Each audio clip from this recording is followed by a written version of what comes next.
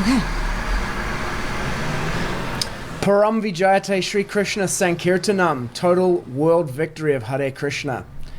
Welcome to the second episode of Vaishnava Perspectives on the Modern World. In this episode of the podcast, which focuses on the Grihastha Ashram and Kshatriya Dharma in society, we're joined with a very special guest from the United States, Mother Sarasvati, to talk about child protection. Thanks for taking the time out of your day to come on the podcast. Hare Krishna. Absolutely. Hare Krishna. Yeah, we have our returning panelist, Jivan Mukta Prabhu. Hare Krishna, thanks for joining from Canada. And from the Northland of New Zealand, we have Muchakunda Das and Ishri Keshavi Devi Dasi. Grihastha couple from up there. And of course, my name is Sitapati Das, and I'm here with my wife, Dana Devi. Very well. I just want to create a little bit of context about the podcast. So the podcast came about, we were walking from the office where we are now doing the broadcast back to our small farm that we have with 4 cows and 30 chickens and 2 cats. And my wife said to me, we have to do a podcast about the Grihastha Ashram and Kshatriya Dharma because these are 2 areas that need to be shored up in our society. And I was like, it's a brilliant idea, we have to do it. So I'm empowering that idea, and this podcast has come about as a result of that. And then we've been very blessed with the association of Gora Prabhu, disciple of Srila Prabhupada, who's not on this week, but he has an immense network of he knows all the best people in ISKCON pretty much, including Jivan Mukta Prabhu, which is how we got him on here. And so last week we talked about the rise of feminism and the Grihastha Ashram in ISKCON, and that kind of led us naturally to considering child protection. And when that came up, my wife was like, the person that we need to get on is Sarasvati. And when I was speaking with Jivan Mukta before you joined, I asked, Sarasvati is coming on, do you know her? And he's like, I think everybody knows Sarasvati at this point, especially in this area of child protection. Yeah. Right. Do you want to say something? Yeah. He gave a guideline what is about the podcast today. I want to create a purpose for this podcast. And what I want from this podcast is for us to empower women and to be empowered to care about their children. Also to make aware what is happening right now and how we can help them and how they can help themselves. And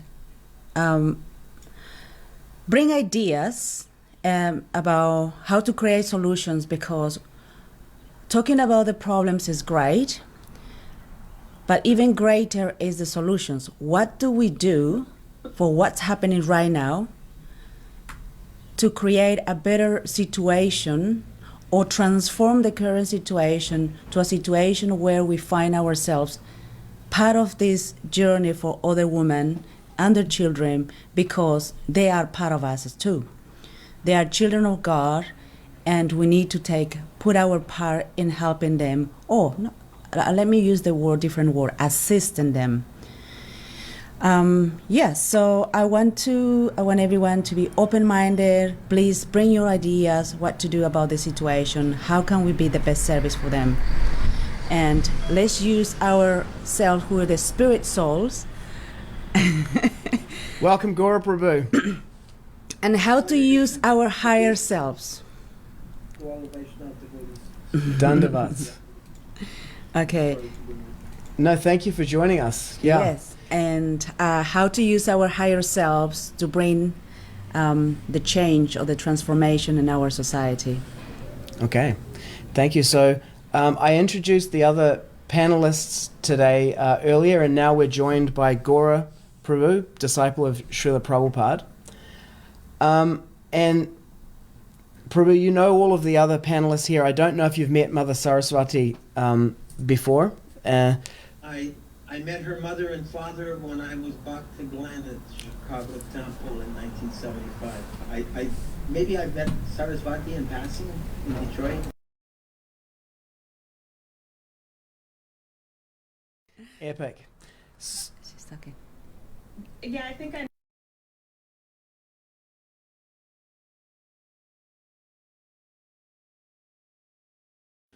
So I would like to take the opportunity now to acknowledge you, Sarasvati, for really your stand for children and for child protection as like a conversation in ISKCON.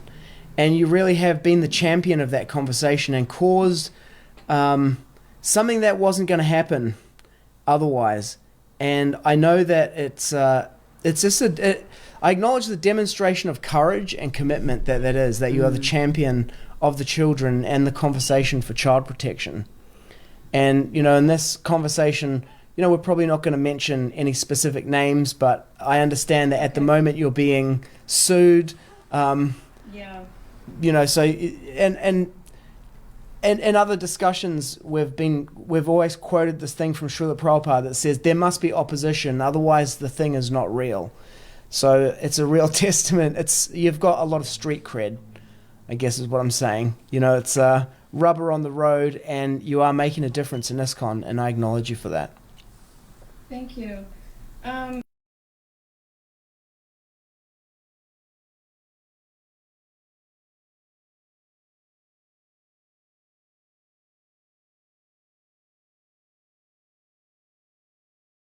Do better. Like, I think we all want to see ISKCON do better. Yeah. The first part of that might have been cut off in the stream, so I just want to make sure that got captured, that what you are creating is you consider yourself to be part of the loyal opposition in ISKCON. Yeah. Yeah. Yeah. Yeah. And I have a core group that I consult with. They're also champions of child protection, and some of them have been doing this for decades in ISKCON.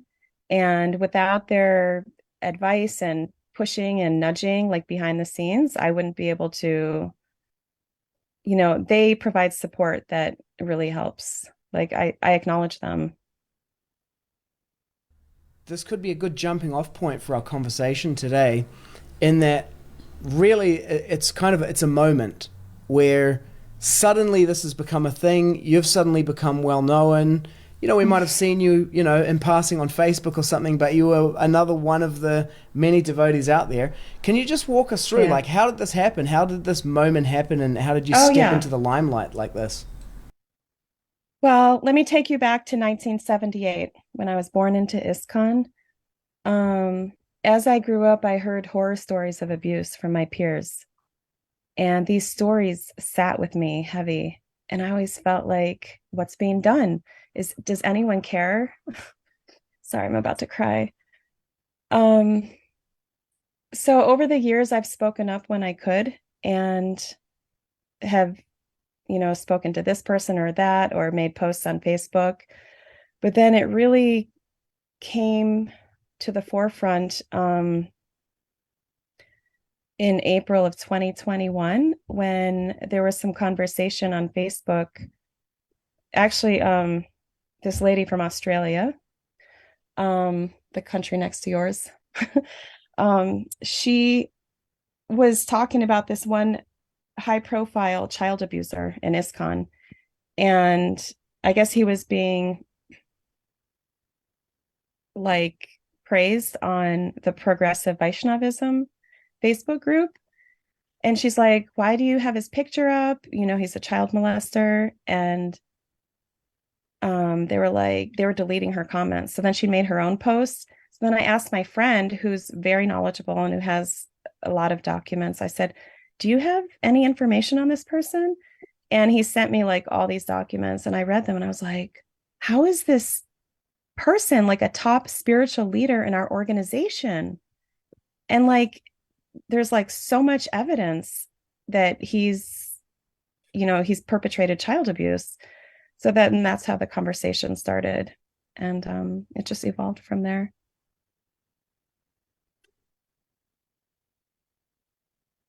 So that was in 2021, and so you're kind of like, you're obviously very moved by this and very connected to it, and have been for some time. But in terms of your own participation in ISKCON, you didn't experience anything like that yourself, or did you see anything like that around you directly, or was it just from? Well,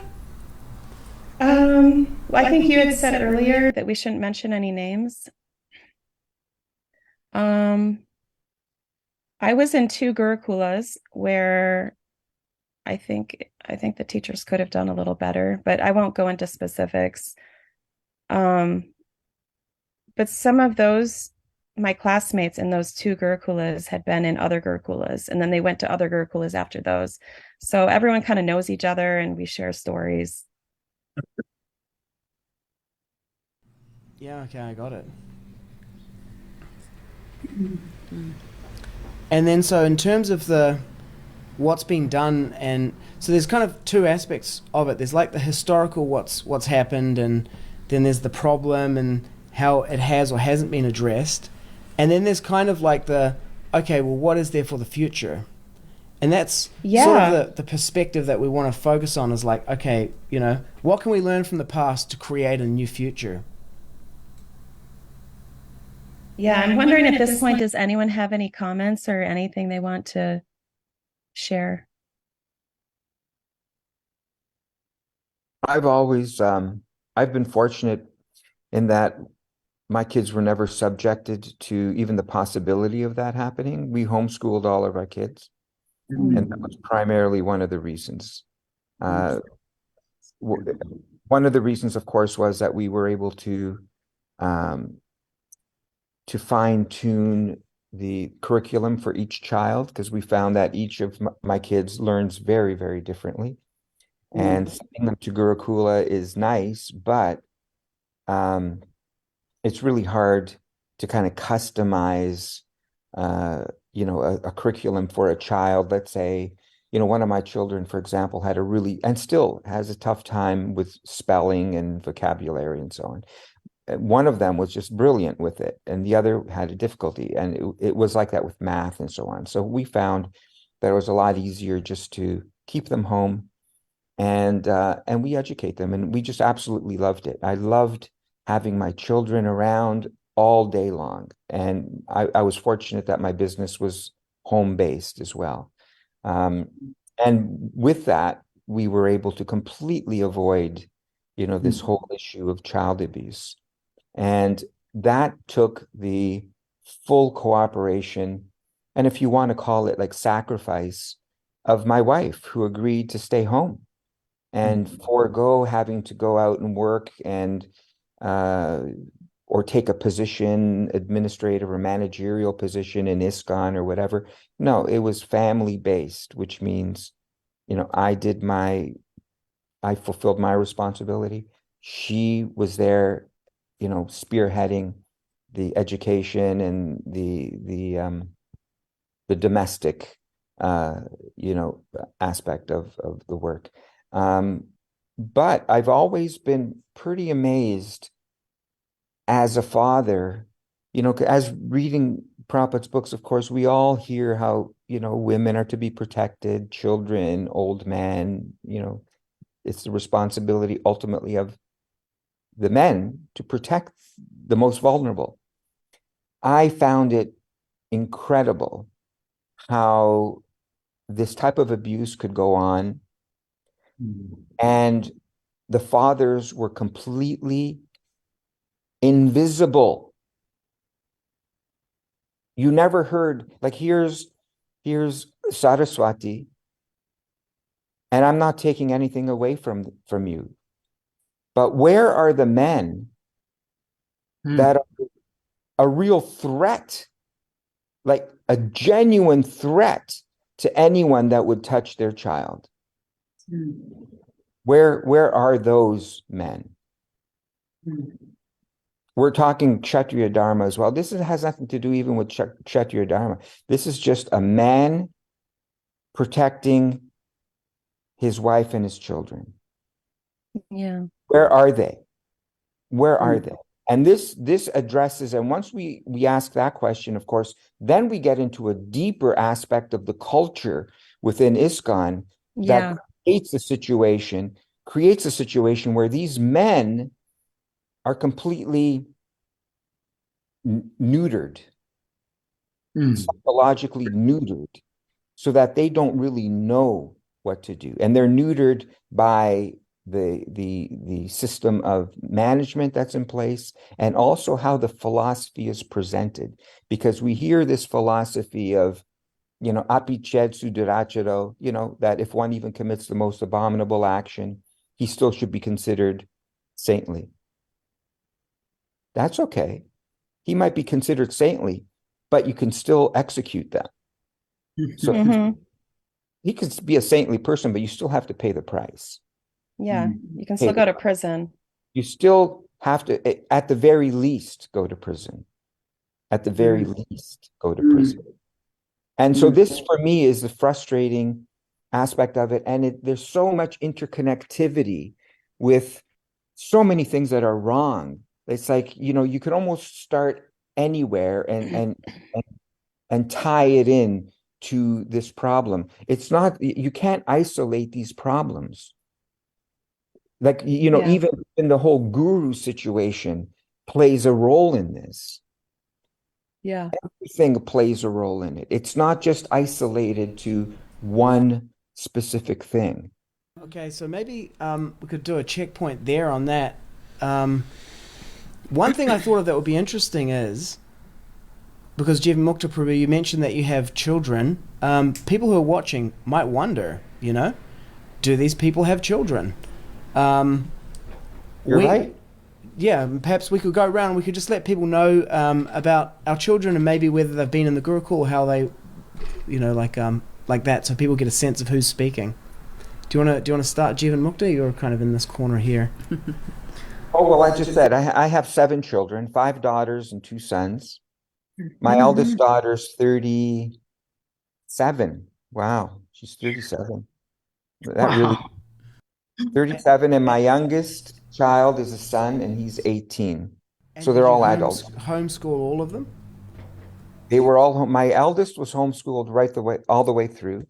And then, it's just the way it goes. Subsequent, kids were homeschooled a little less until, my youngest son was homeschooled until, grade 1 or 2. And a lot of times it was just based on, how the quality of the schools around us and the child. And whether we thought that, it was, whether it was risky for them to go to that particular school.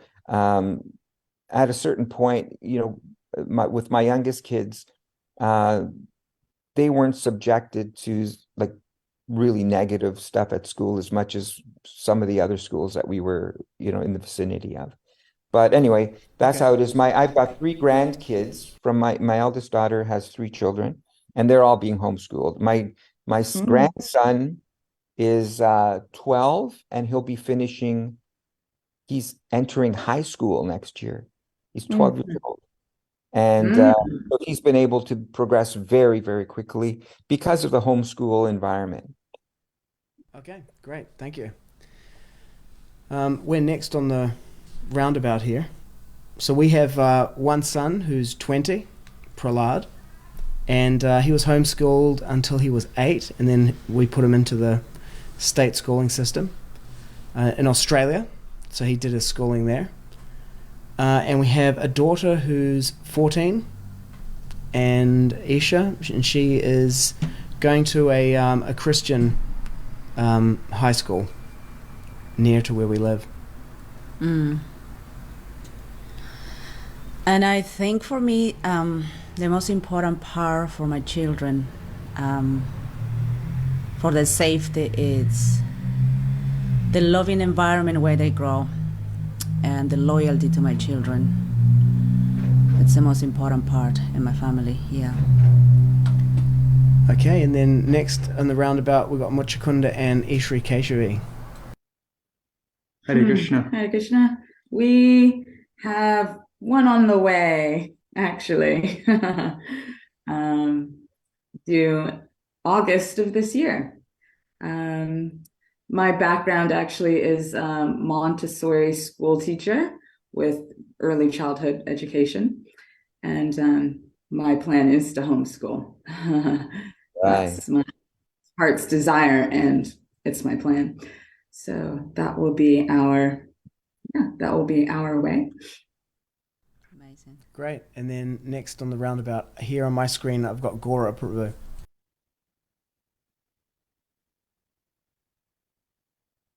Oh. I think you are muted, Prabhu. Excuse me. Yeah. So I joined the Chicago Temple in 75, and I traveled with Mahamuni Prabhu, our van leader, and a half dozen brahmacharis into the deep south. And when we arrived in Dallas, which would be like January of 76, I saw this amazing thing of a whole temple filled with little 5-6-year-old brahmacharis, all shaved up with tilak, walking around with little bead bags. I felt like I'd gone to like the planet of the four Kumaras or something.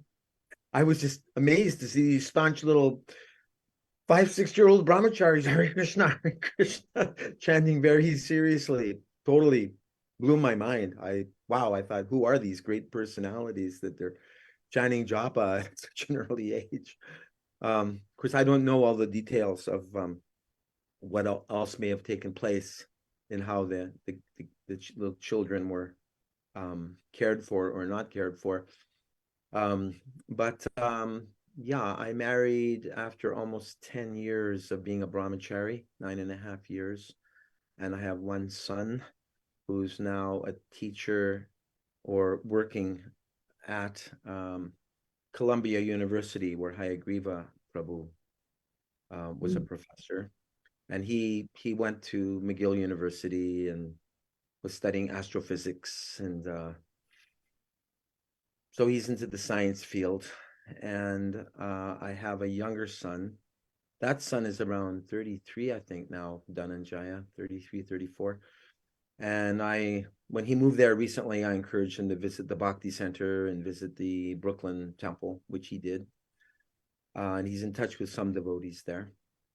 And I have a younger son, Mahaprabhu, who is, I think, 23, 24 now. And when he was I remember reading a quote one day in a Vrindavan publication from Krishna Balaram Mandir, and Srila Prabhupada was quoted as saying, "There is no greater fortune for a boy than growing up in Vrindavan Dham, but even better than that is getting educated, getting an education in Vrindavan Dham." So I thought, wow, that's a powerful statement from Prabhupada. But I'd heard about some of the abuse over the years. And I thought, well, the only way that could be done is if at least one of the parents was there with the child overseeing. So I suggested, I shared this quote with my former wife, and it seemed it went really deep into her heart, because she became determined to want to fulfill that. I explained how it could be done, because she had a master's degree in counseling, and so worked in the Quebec school system as a substitute teacher, as a counselor. And I said, they would probably accept you at the Krishna Balaram Mandir as a kind of teacher, just because men have a bad rap for, unfortunately, molesting the children. I don't know, if the women do. I don't know anything about that, but I just thought probably a better chance of being a teacher because you're a woman. And, that will probably help the tuition of our own son if you're a teacher there, and I'll try to help support. So that son went to the day school at Krishna Balaram Mandir, did not live there, but lived up the road with the mother. And the only abuse I heard of is because he was one of the rare white boys, Caucasian boys, amongst all the young Indian boys there, that one Indian boy attempted to push him over the rail from the second or third floor of the ashram there, or the school rather, Gurukula building, and another boy grabbed his dhoti and prevented him from going over the edge, possibly to his death. And my former wife had the service of reprimanding the children for any naughtiness. And shortly after, she scolded, she didn't hit, but scolded the boy who attempted to push our son over the balcony. She was told that maybe she should take a break and go. And that's what I can say about that.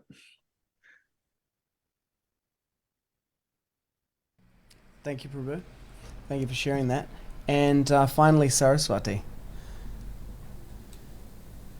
Hey, so I have 3 kids, 9, 7, and 5. And when I was pregnant with my first, I had big dreams of homeschooling all of them. And then as they got older, I was like, I don't think this is for me. So we found a community because we were living in New Jersey. We found Hillsborough, North Carolina, moved down here, and our kids went to this really sweet homeschool cooperative Gurukula for 4 years. And then the director wasn't able to keep it going. So the program closed. My kids go to a public school, and my youngest is in a Montessori school, which is sweet because I went to a Montessori school when I was age 5 also. And they're really supported and loved. And, just because you're not a devotee doesn't mean you can't be a good person. There are really good people out there. And I mean, you can find good in everyone. And I'm really happy with the schools my kids are in. Yeah, great. Yeah, after homeschooling Prahlad to age 8, I was like, there's someone who gets paid to do this for like 20, 30 kids at a time. Like the same amount of work that we're doing here. Yeah, I totally get it. And it's Jivan Mukta's wife, the mother of those 7 children, homeschooling them, is a superhero. I have no doubt. For real. So in terms of like forwarding what we were talking about with the child protection, there's kind of like there seems to be two parts to it. One is like addressing the historic kind of things that have happened and I guess in a sense signaling whatever gets rewarded or recognized or punished really defines the culture of a community or an organization, like what you tolerate, what you put up with, what you won't tolerate, what you recognize. Mm-hmm. So there's that aspect of it, which is a real big, seems to be the most public part of what I see the conversation being. There's the group on Facebook, the Vedic Inquirer, which is kind of like, that seems to be the focus there. And then not so much I have seen on like, okay, what is the future state? What's the kind of solution state that we're driving to? Okay, we get rid of the historical people and remove them from those positions. And then there's like, okay, and then what? What's the future look like? So I would like to talk about that, but before we go into that future thing, I'd like to hear a bit about, from you, Saraswati, your experience of what Jivan Mukta Prabhu was pointing to, because like, where are the men? Like, how have you become like the most savage kind of like protector of the children in ISKCON? Where are they? What's been your experience of interacting with them? How much support do you get for what you're doing from the men and the fathers of ISKCON? When Jivan Mukta was I'm not muted, so that's good. When Jivan Mukta was speaking, I was thinking about how in the early days of ISKCON, men left their wives and young children to take sannyas, and they were worshipped for it. Like, they were applauded. And this was like seen as something grand. And like, that's the kind of culture in ISKCON that makes me really sad. Like, oh, like you left your wife and young kids to, figure out how they're going to take care of themselves. And now everyone's paying obeisances to you. It just seemed so backwards. And some of them became gurus. So there's that. And then also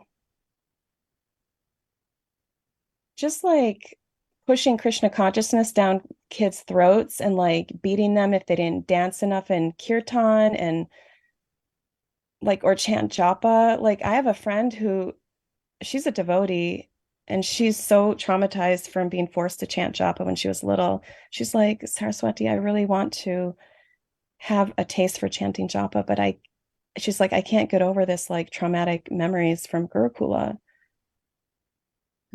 So what these teachers did was actually like really harmful, and parents too, some of the parents. And I'm like, when I speak for child protection, I'm speaking for the early generation who came before me. I was born in 78. A lot of these, like the first generation, they were born in like the 60s and they went through hell. Wendell Turley, who was the lawyer, he helped child abuse victims sue the Catholic Church. And then he helped the child abuse victims of the Hare Krishnas sue ISKCON. And a reporter asked him, how do you compare the abuse between the Catholics and the Hare Krishnas? And he said, the Catholics were much better at hiding their abuse, and the Hare Krishnas were much more vicious to their children. So I speak for those children who were never heard or seen, and instead they were spat on and shamed and trampled on. So that's who I'm really speaking for. And I would love to see things change in ISKCON because it's part of my family, whether I want to or not. Like my friends, my family, it's what I grew up with. Like it's part of my soul. And how I see us going forward is, we have great laws in place in ISKCON, child protection laws. All the leaders have to do is read the laws, understand them, and follow them. Like it would be just so simple. But instead we see like bureaucracy and back channeling and leaders supporting and covering and going to bat for their child abuser friends. And the higher profile the child abuser, the more protection they get from the leaders, when really the leaders are held to a higher standard. Gaurav Prabhu, you had your hand up. It looked like you. Yes, thank you. I'd like to address Sarasvati. You were saying I'd like to see things change, and this was just after you'd mentioned about children being beaten. So then immediately I thought, well, are the children still being beaten? Because sometimes this is the response that's given. Well, or what so-and-so did, that was a few years ago. This is not still going on today. And I'll just finish my part of my question in a second. And I spoke to one of the devotees that was involved in child protection in North America, and they said, why don't they acknowledge all that we've done for child protection in North America? To the best of my knowledge, it's not going on anymore. But he said, granted, there's still more to be done in India, but in North America, it's really improved a lot. And then my last point I'd like to share is I was hearing one godbrother making the point recently that Srila Prabhupada gave so many instructions about how having Gurukulas is an essential aspect of our Krishna conscious culture. And I guess one could say it's an essential part of Varnashram Dharma as well. But I got the impression that all Gurukulas are being outlawed now in ISKCON because of the terrible past. So that's all I wanted to say. Thank you. Yeah, abuse is still happening in Gurukulas in India right now as we are speaking. And ISKCON is an international organization. It's not confined just to North America. So we should care about all the children everywhere in the world. I'll just give an example of one horrific case of abuse. Last October, the International Child Protection Office of ISKCON traveled to Bangladesh to investigate reported cases of child abuse in the Gurukula. When he got there, the director, the 17 kids who he wanted to speak with were poisoned and hospitalized to silence them. 3 out of the 5 top managers for ISKCON Bangladesh were found to have perpetrated sexual abuse against many, many, many children in that school. And where are the leaders? What are they doing? This is an ISKCON school.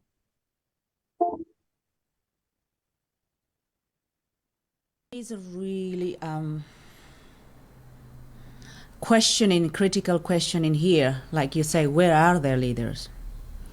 And how come people that have been given the power of leadership to manage the school are doing this? And the swamis who are in charge of that area, how come they didn't hear that and didn't do anything about it? So it raises the question, so either they are part of it and they're hiding it,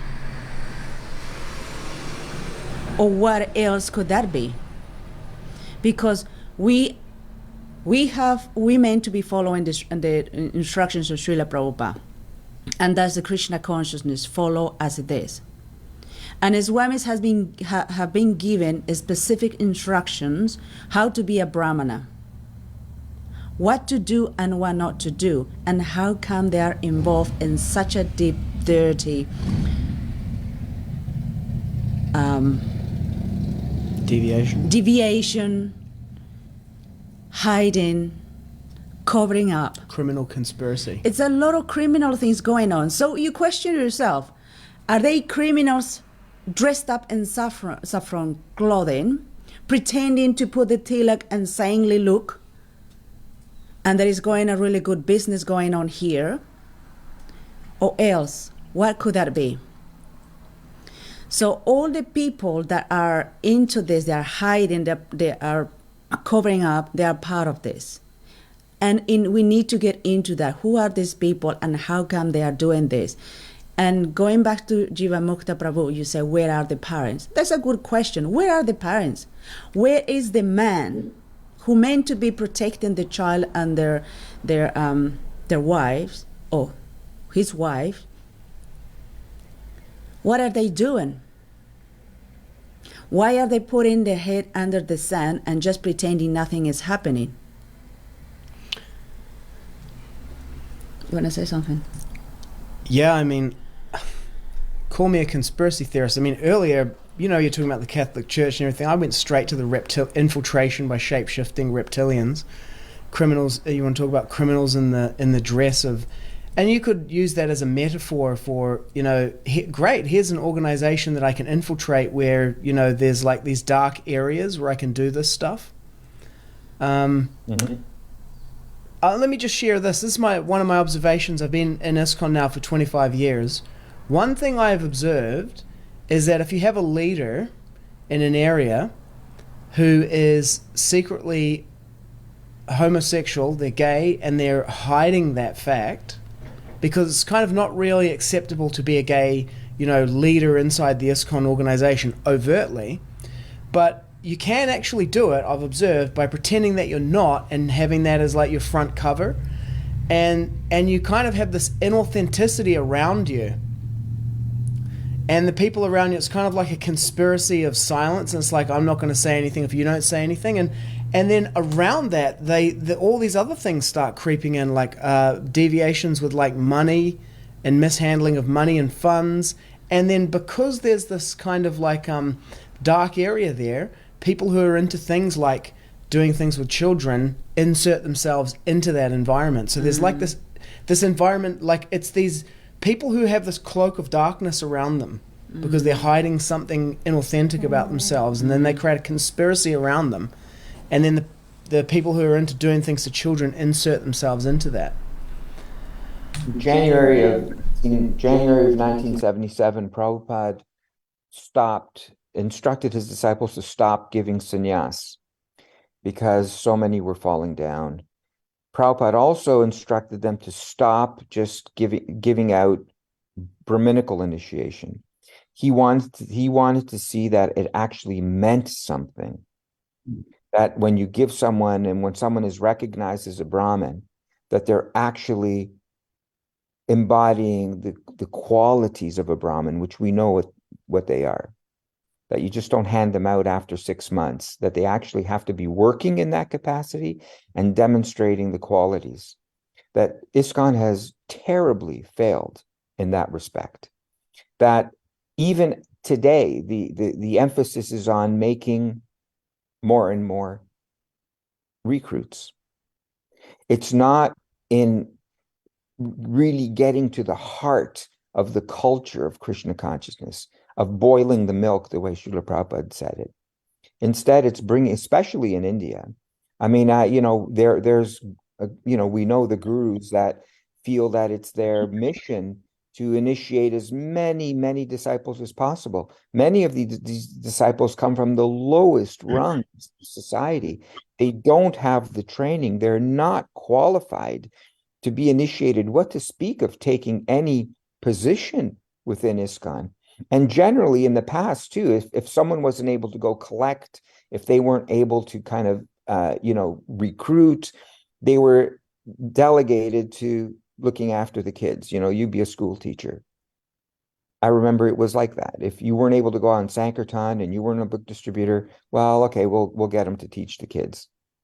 Actually, teaching the kids, Gurukula means the home of the guru. The kids were to live and serve the spiritual master, their teacher, their spiritual master. So that guru, the teacher of these children, has to be of the highest caliber. But we don't see that example. How many sannyasis have said, I will make this my life's mission to teach the children? No, because it's not considered a high-profile job or service. It's not considered high profile. Meanwhile, these are the leaders of the future. So it's kind of a warped, perspective. The other thing I wanted to say is that, in the Mahabharata, it explains how Kali it entered into the body, possessed Duryodhana. And through that possession was able to get him to perform all types of sinful activities. So much so that Lord Krishna had to come down and destroy his whole family and his whole extended family as well. And we can see around us this fascination, these demonic individuals have with children. We can see the Epstein Island, madness. We can see how children are basically being sacrificed, abortion, child molestation. They are now wanting to give children the ability at a young age to decide which gender they're in, which leads to, hormone modification, mutilation and so on. They are after the children. These are people that actually, are seeing children as a means of, their sick, perverted sense gratification. So it's there within ISKCON too. We do come from that same pot. And there are structural realities within the society of ISKCON which also should be addressed. I think this whole idea of centralizing, so much centralization within ISKCON, which makes it so that there are just a few gurukulas, is a big problem as well. I think what Mother Sarasvati has done in Hillsborough, where there's a collaboration of parents who get together and school their children, like that's really the way to go. That's the way to do it. I think parents should be like in the community, be in charge of what's happening, what kind of education they're given. They are closely monitoring what's happening with their children, because leaving your children the Gurukul and leaving for the 8 hours, whatever hours they are, who is keeping an eye on them? And they are the most vulnerable living entities because they have no strength of a grown-up man. They are easily manipulated. They can be asked. They can ask the children to do what they don't want to do, and then, be intimidated. My And granddaughter, yeah. sorry, my granddaughter, my second daughter's only child, came back from her kindergarten, and it was Earth Day. And it was incredible how the teacher was able to affect this little child's mind so profoundly with these ideas of Earth Day and saving the earth and all this stuff. The teachers are so influential. The school boards in all communities across the world, North America especially, have so much power over, and they determine what is being taught and how the teaching takes place. In the US and in Canada, parents are waking up, because it's not just Hare Krishna parents, it's parents right across the board that are waking up and finding out that these school boards and these government schools, these organized, educational institutions, must be monitored by the parents. You cannot just trust them. In the past, we used to just think, okay, they're qualified, we trust them. They're doing the best thing for my child. You cannot do that anymore. You have to ask questions. You have to know what the curriculum is. You have to know what they're teaching, how they're teaching it. You have to know the books that they're allowing in the libraries. You have to know what the teachers are, how the teachers are presenting it in the classroom. You have to get involved. And I think this is what parents have to realize. If you're going to have kids, it's not just a question of dumping them and someone is going to educate them. You can't do that. It's not possible. You have to be involved. This is something that I'm interested in exploring, particularly with you, Sarasvati, because we have what I thought of as like a difference in perspective or approach to this, because I'm from a similar, I don't have 7 children, but from a similar kind of approach as Jivan Mukta. Sarasvati, you mentioned it before, people taking the sannyas and then leaving, and being glorified for that. And then there, on the other hand, you have a fallen grihasta in the dark well of household life like Jivan Mukta and his wife, and then they produce 7 children, homeschooled and like multiple generations like that. So that's obviously what I'm saying here is that, and I see Muchakunda and Ishri Keshavi, you've got your hand up, so maybe we'll go to what you want to say before I create that. I'm just, inspired by what Donna was saying about the parents, and then Jivan Mukta Prabhu about the parents being involved. When I heard about, the Gurukul system, how they're just sent, I was thinking, why isn't there some daily, if not weekly, check-in that the parents get to have with the children? I'm originally Canadian and worked at a Montessori school in Canada, and their system was that we had some online, it's called homeroom app, that the parents of the children, is a closed group, and literally we were posting daily what was happening. Daily, they got to see what the children were eating, what sleep time looks like, what they're doing outside. The parents are that involved. And also, even to enter the program, the parents come with the child, look at the space, meet all the staff, and ask their questions. So I was thinking, like, this is what, this is kind of the standard I was used to at a Montessori school, which was run by devotees as well, and thinking how that, could be a solution, like for parents that want to send their children to Gurukul, have there be this, transparency where they get to come and visit, come and talk to, the teachers. Why is it that they're just left? So I like Donna's, I hear we're talking a lot about the leaders, but the parents are the first gurus of the child, the main protectors. So yeah. And just off the back of that, I'd like to put a question to the parents here, which is something that I've brought up before, and I had a variety of responses on, which is, whose responsibility is it to vet teachers?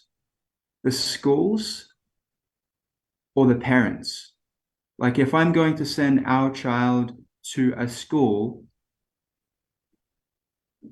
I say it's my responsibility to get to know the teachers, just like what was done at Ishri's school. There was an opportunity for the parents to come and meet the teachers and ask their questions.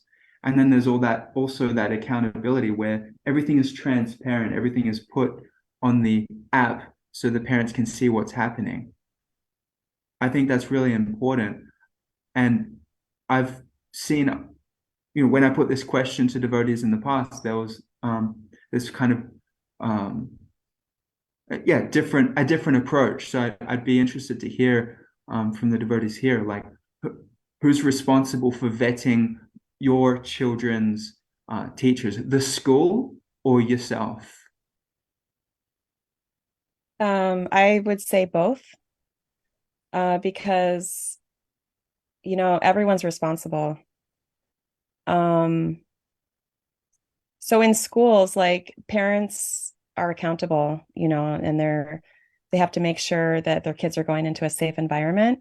And then the schools are held accountable to the parents. So it's kind of like a relationship, like both sides. And in the bigger picture with ISKCON, Sanika Rishi, who's been advocating for strong child protection in ISKCON for many, many years, way longer than I have, he shared something. Well, he shares it online regularly, and it makes so much sense. He says that the parents are 100% responsible for the safety of their children. The community members are 100% responsible for the safety of the children in the community, and the leaders are 100% responsible for the children in their society. And everyone has a different role in their responsibility. So parents are responsible for their children. The community members are responsible for keeping an eye on all the children. Like, what happens if the parents are the abusers? Those parents aren't, like, who's keeping an eye on them? So that's when the community members step in. And then the leaders are responsible for making sure that the policies and procedures are followed through, and that the ISKCON Child Protection Office can handle their child abuse cases without interference from the leaders, and that when restrictions are placed on child abusers, when they've been confirmed as child abusers, that those restrictions are followed through with, and there's no pushback. It's like, okay, these are the restrictions, we're going to follow them. I mean, if we look at, like, a glaring case of how this did not work very well is Anuradesha Bapu, previously known as Bhaktivedya Purnaswamy. He was investigated for child abuse 8 times over the course of 40 years. I mean, ISKCON's only been around, let's see, how many years? 50, I don't know. Like, 60? 50? Yeah. So, like, almost, yeah. So, like, for most of ISKCON's life, Anuradesha Vapu has been abusing children, getting away with it. And the leaders looked the other way because they were getting pampered and they were getting privileges. They were getting served by his boys every time they visited. Anuradesha Vapu put on a good show for them. And so we as parents, we as responsible adults, even if we don't have children, we need to use critical thinking, and we need to make sure as a society that our children are taken care of. Yeah, thank you. I really appreciate that answer. That it's that was the answer that I was. So what was said to me Last time I asked this question to a group of Vaishnavas was everyone. But the way you kind of broke it into, groups and what type of responsibility they have, and that it's 100% responsibility, that's quite distinct. Because I think what happens when you just say everyone's responsible is then now no one is responsible. And I'd be interested to also hear from other Vaishnavas, like your perspective and how to prevent this everyone's responsible 100% in these different ways from decaying into everyone's responsible, which leaves now a situation which is what we've had before. When everyone is, it's no one. Just to complete what I was asking before, because I think you've pretty much spoken to it here. See, my concern was exactly that. Like, I come from the similar kind of school to Jivan Mukta, and, whatever the psychological background for that or whatever it is, it's kind of like no one's getting near my children. It's kind of like you're already pre-triggered. And so, I was never going to send my son off to anything like that. And when he came home from the school after we put him in the state school, my thing was about deprogramming him. I'm like, whatever they're teaching him there, they're going to be giving him some kind of indoctrination. I'm going to make sure that we're brainwashing him, taking him to all kinds of things to counteract that. So when I hear like it's the Child Protection Office and that, I actually experienced that myself personally as a threat. Like, there's people coming after my children. It's like protecting the children, that's my responsibility. And if I feel like someone's trying to remove me out of that role, I'm like, dude, this is the first step to getting to my children. That's what they're trying to do here. And I kind of see that, people put their kids into the Gurukula, and for whatever reason, that protective instinct was like anesthetized. And then even you have these people who do it, and then you don't do anything about that. I was like, dude, if someone did that to my child, they'd have to deal with me. But then at the same time, as you're saying how it's the responsibility of the community and everything, I can see how the anesthetization has even taken its effect on me, because I'm kind of like, I am part of the community and it's my responsibility too. And in the cases where it's happening, like you're pointing to, even in a remote place, like a faraway place like Bangladesh, there is this kind of deference to high status, high profile people, and you don't want to get it wrong, You're like, is it really? Could it be? And when you have these people who are like bald-faced, shameless kind of liars, and they'll just say, no, it's not like that at all. You kind of like, it anesthetizes that response. It's not enough to anesthetize me directly with my children, but in the wider community, it's enough to be differential and like, maybe so-and-so Swami, maybe they are, maybe it's not such a big kind of deal. Mm-hmm. I think one of the important things, Prabhu, if I could just, is that we have to look at sometimes the teachers or who we authorize as teachers. Like I said earlier about, why sometimes these sannyasis will get involved. In fact, when you think about it, maybe, they shouldn't be involved. Traditionally, it was a husband and wife. It was a mature, generally like, older couple that were the educators, and definitely not brahmacharis. And vanaprasthas, ideally it would be grihastas, like a husband and wife team that would be teaching the children. They would have a perspective that a brahmachari or a sannyasi wouldn't. The other thing that you mentioned was the homosexual aspect, that I've always contended that, many of these renunciants in ISKCON were able to kind of feign that position because they were homosexual. And that culture permeates everything that surrounds them. Like anything that they do is permeated by that. They're not able to see the situation of child abuse with the same lens as a grihasta couple. as a grihasta man or a grihasta woman.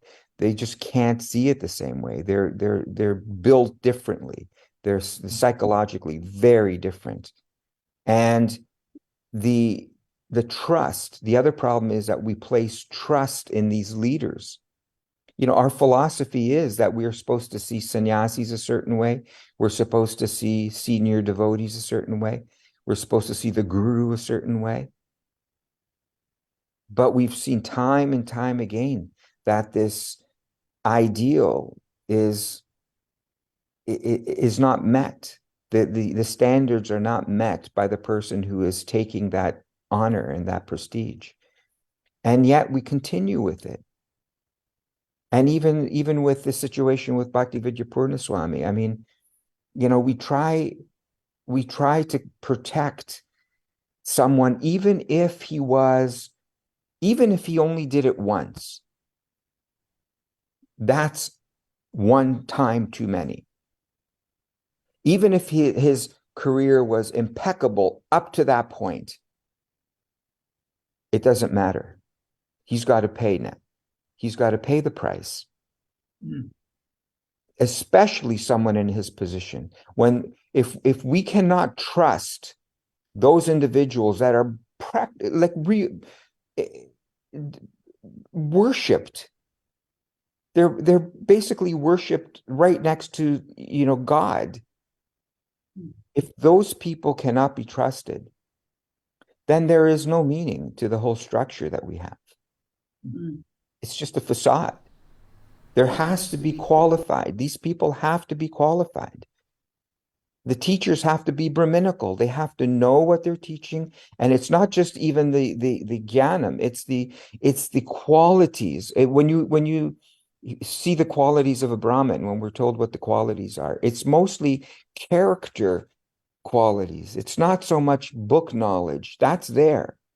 But more importantly than that is the qualities of your character.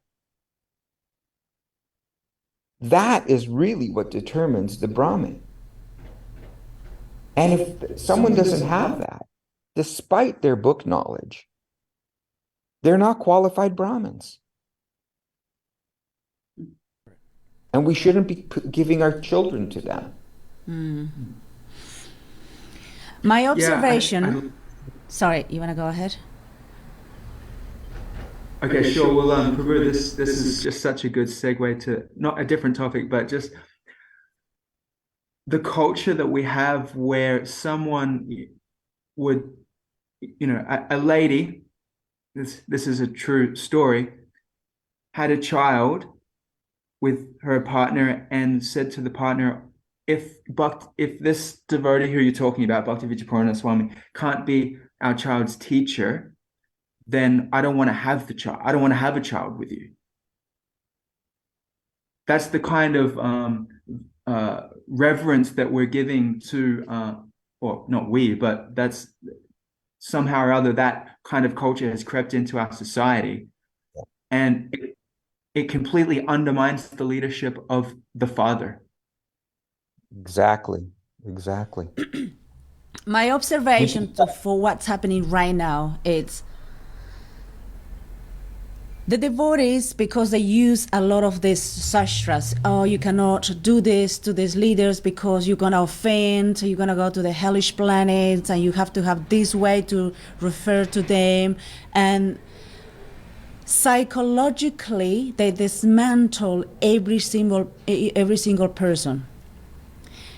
And because I constantly tell you, you cannot talk to the Swami this way. You have to bow down. You have to do this one. We are basically psychologically going down over and over and over to the point we cannot even say anything. We are absolutely sedated. Their critical thinking is not there anymore. Observing the character of the person, to what they're saying, there is no this discrimination anymore because we cannot say anything. And guess what? Many of these Swamis, rapists, I'm going to call them rapists because that's what they are. What they did, they are highly manipulative, psychopathic human beings. Because if you weren't like that, you wouldn't be controlling other human beings and getting away. I think it's Bhagavad-gita 950. Like, even when you 930. commit 930, when you committed the most abominable offenses, you still, you still consider saintly. How can I consider saintly to someone is raping, screaming, and doing all types of injury to a child that is defenseless and is meant to be under the care of these people? How can I consider him or her saintly? How? Mataji, this is the way I see it. Bhishma was considered saintly right till the end, right? He was considered so saintly that Lord Krishna went to visit him on the bed of arrows that Lord Krishna inspired Arjuna to fill him with. He made a wrong choice. He chose to support the wrong side. What to speak of actually physically abusing a child? All he did was, because of politics, he had to support Duryodhana. But because of that mistake, Lord Krishna had him filled with arrows, Arjuna's arrows. And he went to his side to show him respect. He was saintly, certainly. And Bhishma was punished. saintly, but he had to pay the price for making the wrong choice. So no one is saying that they're not saintly. They've done their devotional service. But what does that have to do with anything? Right. It's saintly and punishable. Saintly and punishment. Sarasvati has her hand up there. Can we move to your point? Thank you, Prabhu. Yeah, let me see. Oh, yeah. Donna was saying about people are scared to speak up. I would love to see an ISKCON where people, like, the normal thing is to just express, like, when we see a wrong or an injustice, be like, I see this happening, let's rectify it. But instead, people are so scared to speak up, and people write to me so much, and they're like, oh, I really appreciate what you're doing, but I can't say anything publicly because I'm scared. And I would love it to, like, the tables to be turned and it to be the opposite. I just want to read a GBC resolution from 1997. It's Law 501. It reads that the GBC body hereby declares that the International Society for Krishna Consciousness does not condone abuse of any kind, especially that which is directed towards dependents, such as women, children, elderly, and cows. Battery, verbal, and emotional abuse are destructive to the devotional creeper and thus considered serious Vaishnava aparads. Any attempt to justify this type of abusive mentality on the basis of Shastra is misconstrued and is firmly rejected by all practicing Vaishnavas. So the GBC has so many great laws in place regarding child protection, and as responsible members of ISKCON, I think it's important to know these laws and make sure that they're followed. Yeah, I remember we had an exchange on Facebook at one point, and then at the end of it, you were like, all I'm asking for here is that they actually do the thing that they already said they were going to do. Mm-hmm. Like, I'm not asking them to do anything that they didn't already say, we're going to do this. And my point is, they're not doing what they said. You know what? They're running with lack of integrity. Full stop. The reason why this is happening, this one is involucrated in this because they don't have integrity. Not to the scriptures, not to themselves, what to speak to the people. They don't have integrity. And they may watch me saying this, and I will tell you again, the way you are and how you are leading your life right now is because you have a lack of integrity. And many people are trusting you because you are push yourself to be in that situation as a Swami, but you're not doing your job, you're not fulfilling your role properly. And I'm going to say it again, you're not fulfilling your role properly because the Swamis are strict. The Brahmanas are strict in following the instructions of Srila Prabhupada. If you are one of those saintly character people, follow it through and do it well. As otherwise, you're compromising yourself. And where you are right now, when human beings like myself, a woman, is challenging you, is because you put yourself in that situation. I haven't put you in that situation. Nobody put you in that situation except yourself. And these swamis, they are gay or whatever they are. You know what? You're not authentic to yourself. Why do you have to hide what you are, who you are, and pretend to be someone else because you are after your fame or after being worshipped or whatever? You know what? You're dying inside because you're not authentic. It's better for you to stick into what you are or who you want to be than pretending to be. Because sooner or later, the gravity of your of who you are is gonna end you up being exposed. That is how it is. Destiny is the way it works. Time is all about time. So it's better for you as swamis, gurus, or people that are basically trying to work really hard to pretend to be swamis. Just look at yourself one more time. Is that really what you want to do? Do you want to fake what you are or what you want to be in life and mislead these people? Because a person like myself, I'm innocent because I put a lot of trust in you, that you're going to fulfill the role that you wanted to fulfill. And we trust you. But you are playing with our trust. The results of that is higher consequences. Sooner or later, you're going to pay it. For now, you may be playing your game of hiding, escaping, whatever, for now. But destiny plays such a way that Krishna himself is going to get you. It's actually just became blindingly obvious to me. There's a vast homosexual network in the leadership of ISKCON, which is causing a fundamental distortion in the authenticity and integrity there. Yeah, I don't know how homosexuality is related to child abuse, because statistically, most child sexual abusers identify as being married heterosexual men. So the connection is, I explained it earlier, it's not homosexuality itself. What it is it's covert homosexuality.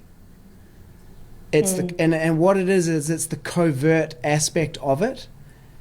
Because you see, it's unacceptable you can't be an out gay high level leader in ISKCON, which means you have to be a closeted gay high level leader. And once you have a closet, all kinds of things start to grow in there. And that is my observation of being around ISKCON for the last 25 years, is in those situations where I've seen that, I've seen other things just start getting shoved inside the darkness. Prabhu, it's also more than homosexuality, it's pedophilia, because it's mostly young boys. There are girls as well, but let's look at what happened in India. It's boys mostly. It's young boys. But and what's happened? Isn't that because it's boys in the Gurukuls, not girls in the Gurukul?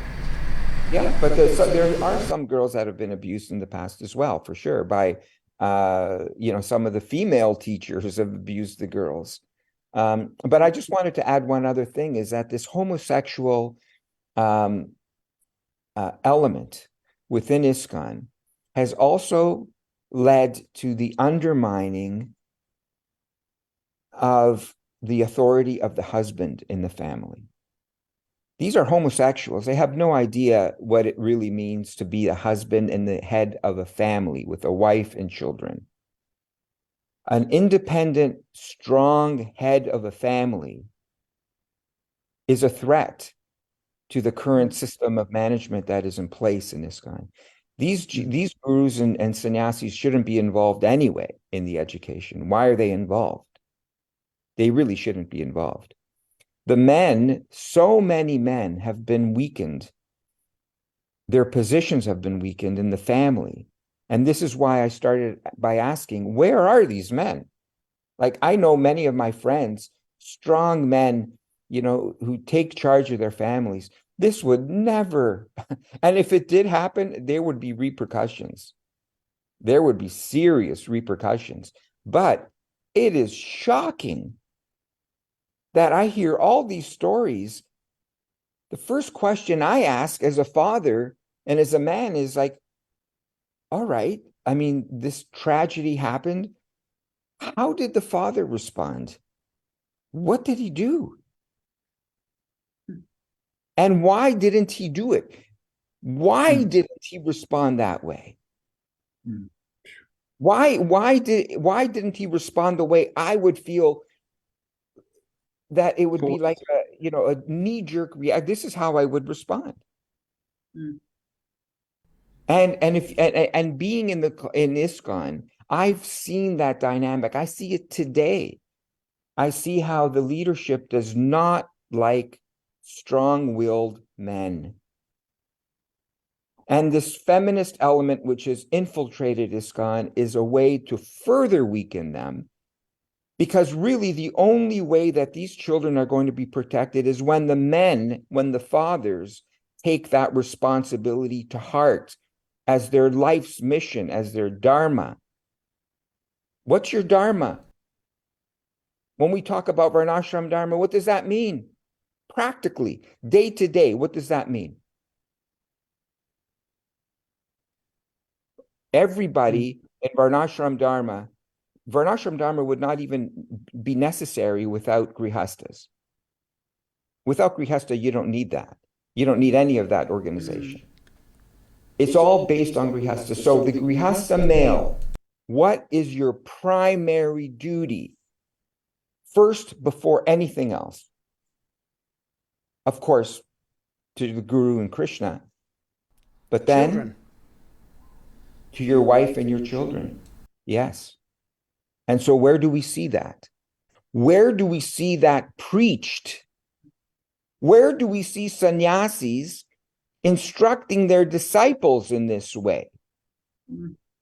Instead, what do the sannyasis do? They have harems of young girls around them, just swooning over them. What disgusting behavior. And this all leads to this undermining of authority, where authority really should lie, where the principle of protection should be. Why are you relying on the guru to protect your kids, or the GBC to protect your kids? Gaura's got his hand up, Prabhu. And then I'd like to check in with Saraswati again after that. Thank you. Gaura, you're muted again, Prabhu. It's your famous muted soliloquy. I just wanted to respond to Jivan Mukta Prabhu, not to contradict anything he's saying. I understand devotees have lost a lot of faith in leadership because so much abuse has gone on, and Jivan Mukta was mentioning how sannyasis, if I remember your comment correctly, Jivan Mukta, you said sannyasis should not be involved with the Guru Kulas or the children, right? You said that? They're single men. Why should they be involved? Well, okay. I'm not debating that exactly, but I'm just thinking. I remember hearing the story how I don't know if am I allowed to mention the names of any sannyasis from way before or not? For if sure. We decide not to. Yeah, go ahead, Prabhu. Go ahead. Yeah. Okay, thank you. Yeah, so there was one sannyasi, Akshayananda Maharaj, and there was another sannyasi. He's passed away now. Anyway, it was interesting to see how Srila Prabhupada dealt. It was Hangsadutta Prabhu. So Prabhupada said to Hangsadutta, what are you doing here in Krishna Balaram Mandir? Sannyasi's business is to travel and preach. Because allegedly Hangsadutta was, I don't know, interfering in some way. So Prabhupada wanted to have him hit the road. But then, and Akshayananda, he wanted to travel. But Prabhupada said, no, your service is to stay here for the rest of your life and help take care of this Gurukula. So when you mentioned that sannyasi should have nothing to do, based on the track record, I can understand your reticence. But if I think back to how Prabhupada wanted things, ideally, it seems that he didn't have any objections at that time regarding sannyasis being involved. And I just wanted to read a quote here Maybe some of you have heard it before. Lochanananda Prabhu is telling this story. Srila Prabhupada on child abuse. It was in 1975 that stories of child abuse in the Dallas Gurukula began to circulate. The report was that some children had been forced to drink their own urine as a form of punishment, and that other children were being disciplined by covering them with a potato sack and then beating them with sticks. It was said that when the stories reached Srila Prabhupada, he recommended that the perpetrators be killed for their actions. That the abuse came to Srila Prabhupada's attention in 1975 was confirmed by Gopal Krishna Maharaj at the 1999 GBC meetings. He stated that while staying at the Krishna Balaram Mandir that year, Srila Prabhupada appeared very upset for several days after hearing about the mistreatment of his Gurukula students. Srila Prabhupada expressed his anger and disgust towards the abusers, as remembered by another eyewitness. Quote, "Just see," he said, "such demons, and they are doing this in my name. They should be kicked out. But before they are kicked out, they should be hanged." So I remember one time in the 1980s when I was at Krishna Balaram Mandir to take some courses, I asked a godbrother that was in charge of education. He was residing there at the time, and I said, "Maharaj, I feel kind of uncomfortable asking this question, but I heard there's some reports about boys having homosexual behavior here at Krishna Balaram Mandir. I just wanted to get that off my mind." And he said, "Well, first I heard of that." And I thought, well, how is it that I'm hearing about it? And I'm living thousands of miles away, and this is new to you. So those are just some comments I wanted to share. Thank you, Prabhu. Saraswati, over to you. Yeah, when the Vrindavan Gurukula was established, Srila Prabhupada placed Dr. Sharma in charge of the school. He was qualified, he was experienced. He wasn't even a devotee in ISKCON, but Srila Prabhupada saw that he was a trained professional and he was able to take care of the children. And Dhira Govinda Prabhu interviewed one boy in the course of his investigations in child abuse. And this boy said when he went to the Vrindavan Gurukula, when he arrived there, Dr. Sharma was there. And he said, Dr. Sharma would slap him once in a while if he did something bad. But he said he felt the love. He felt that Dr. Sharma was doing this from a good place.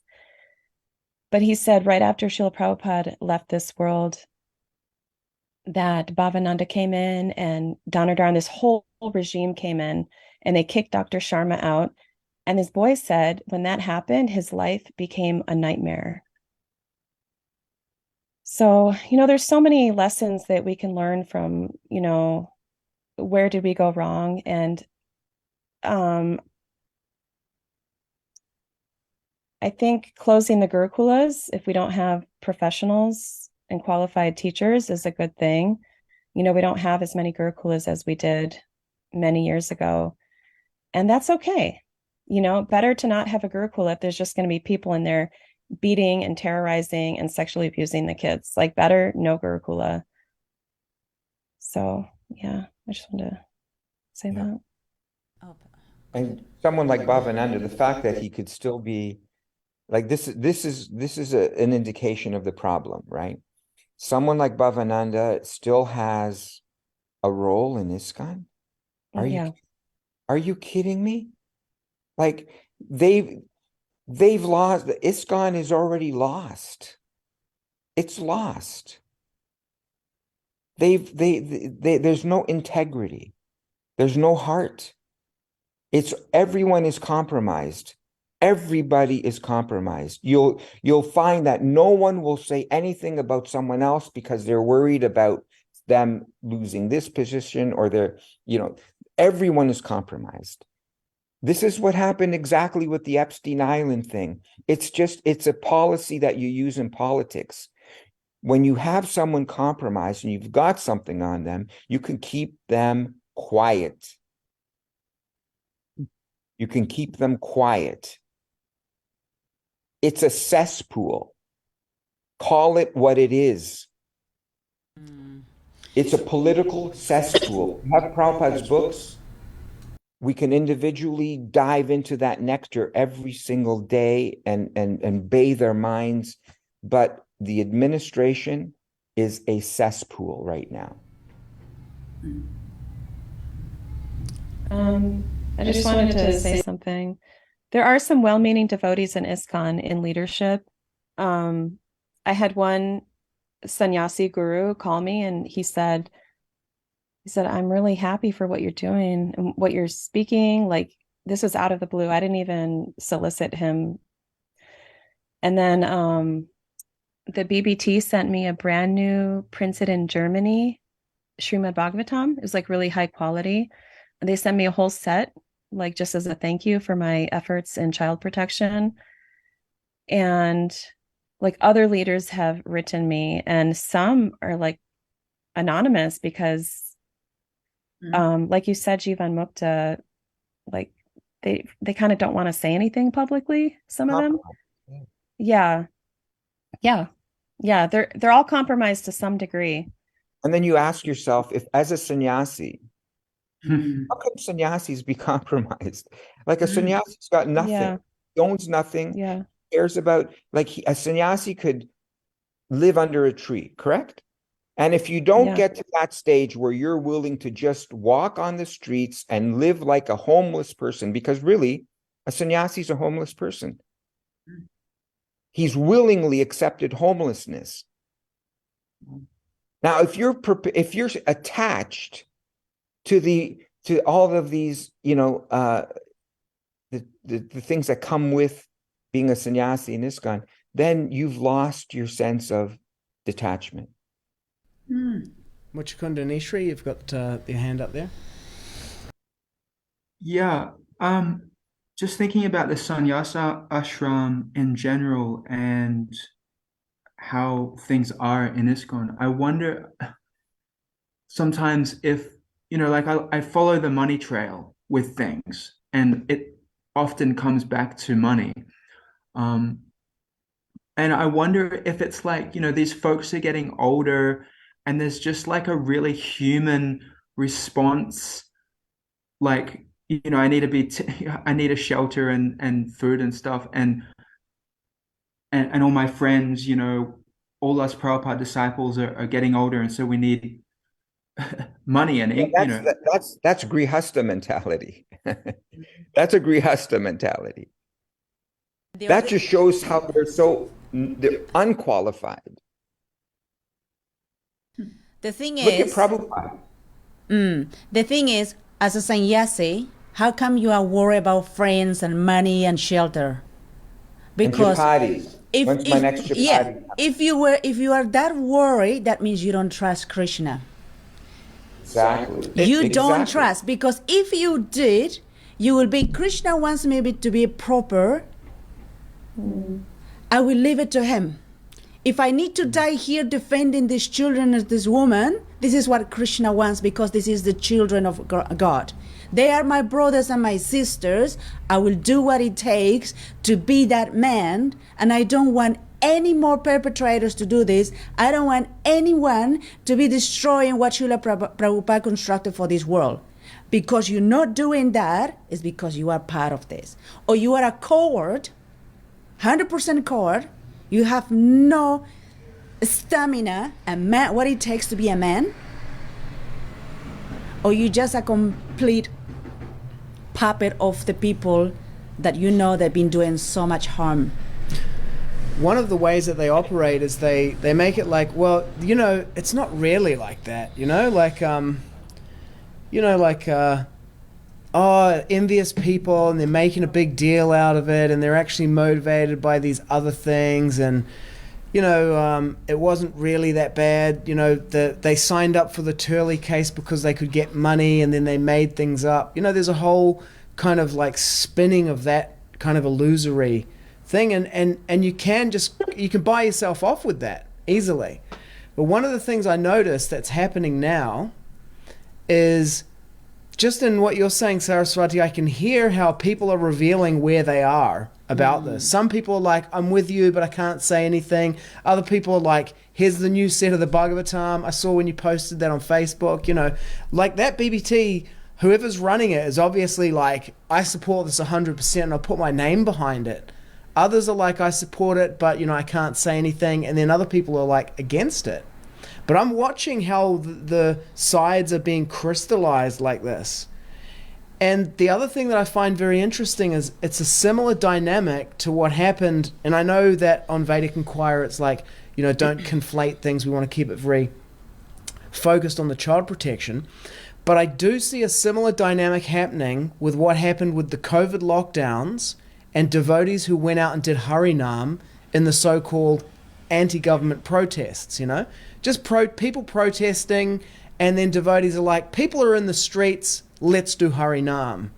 And ISKCON leaders, a number of them freaked out, and they revealed themselves, and they were like, don't do that because we might not get donations.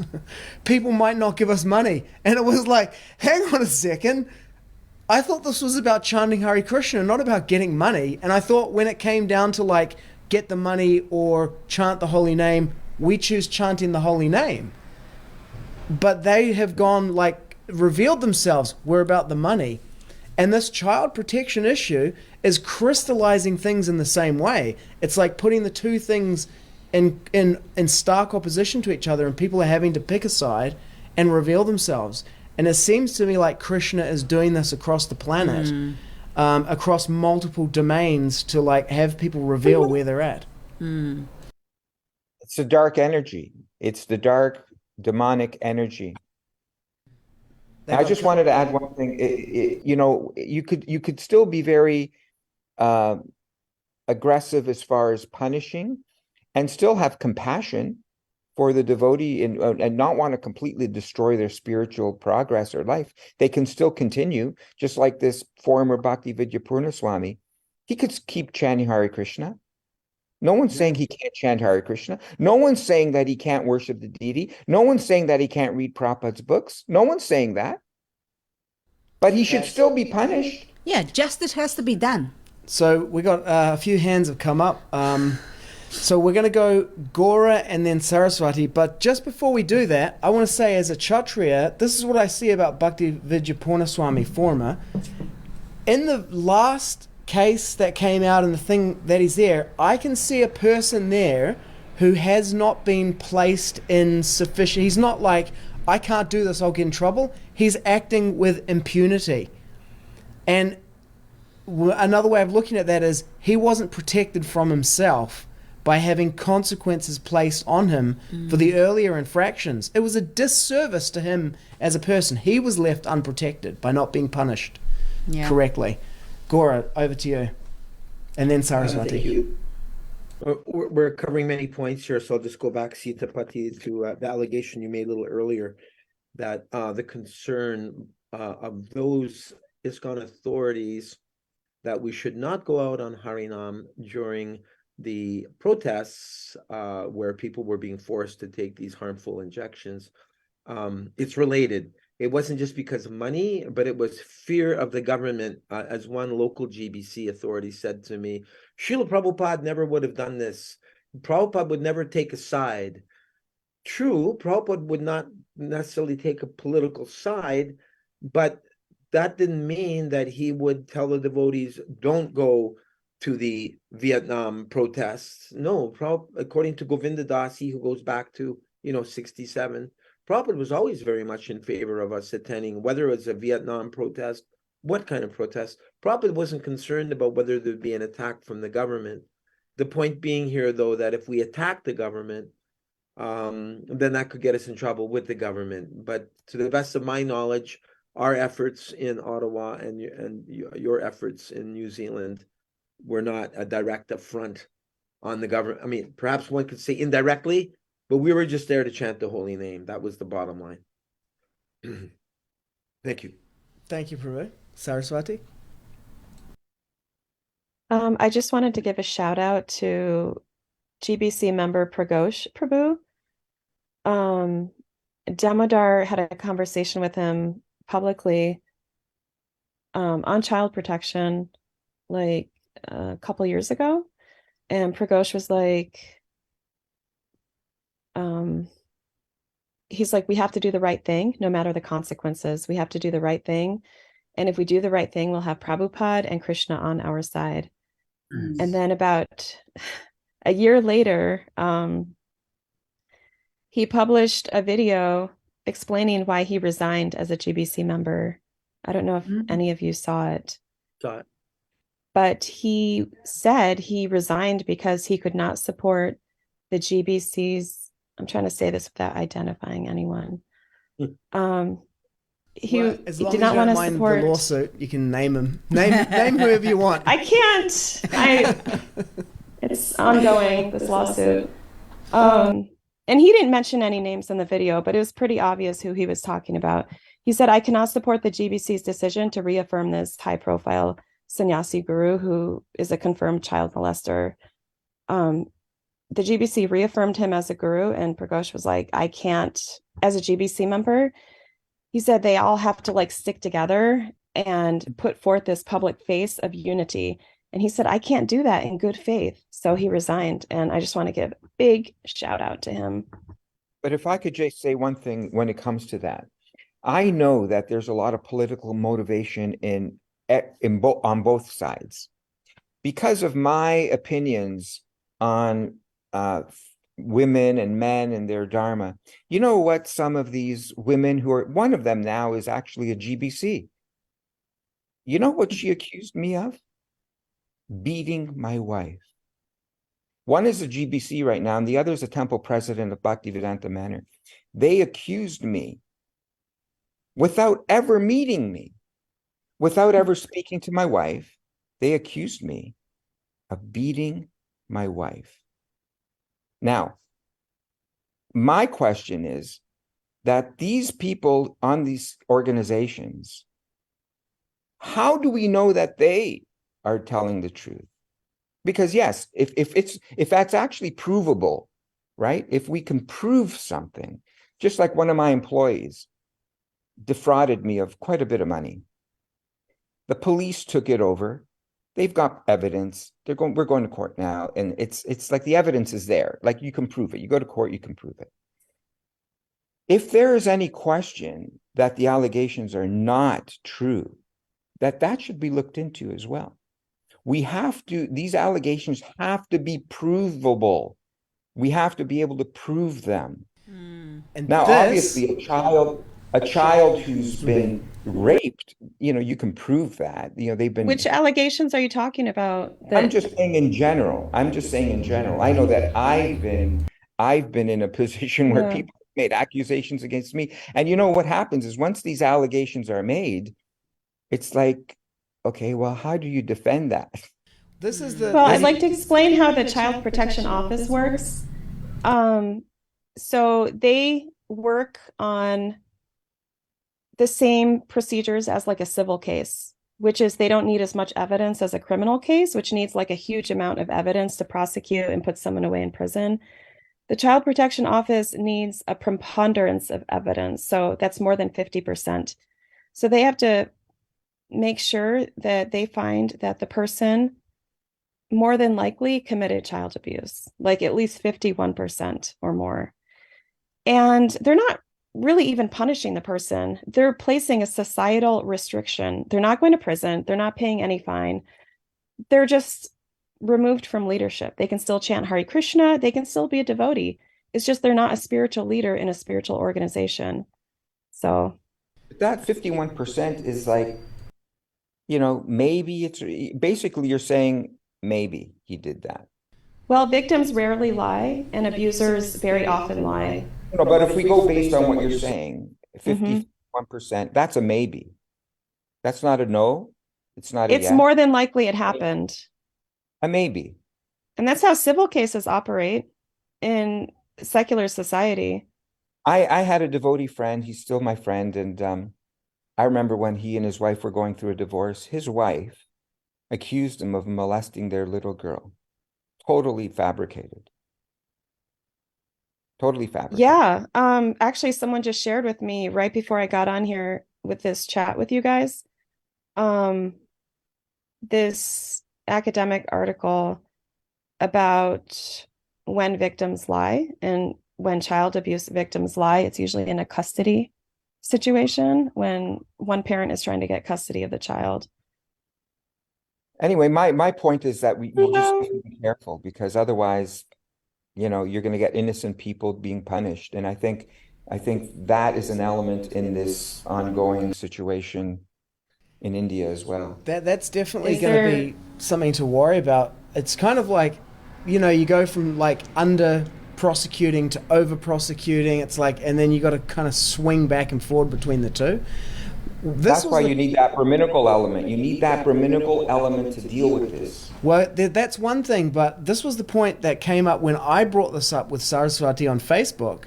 This is exactly the point. And it was this: the Kshatriya element is missing because there is actually a judgment in place, no contestation of it, with a restriction, and then the restriction has not been applied.